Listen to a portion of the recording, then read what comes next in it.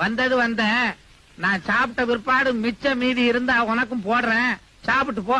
சாப்பாட்டு காசு கேட்க மாட்டீங்களே? அதெல்லாம் கேட்க மாட்டேன், ஓரமா இருங்க. ஐயா, குருசாமி காசு எல்லாம் சாப்பிட்டு சொல்லிட்டாரு. இப்படி ஒதுங்கி நிக்கலாம், குருசாமி சாப்பிட்டதுக்கு அப்புறம் சாப்பிடலான்னு.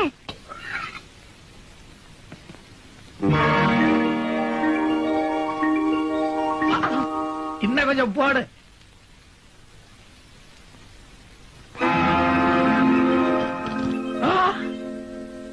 குருசாமி சாப்பிடலாமா? யாராவது ஒரு கன்னிசாமிய இலை இருந்து ஒருபடி அன்னம் எடுத்து சாப்பிடுங்க.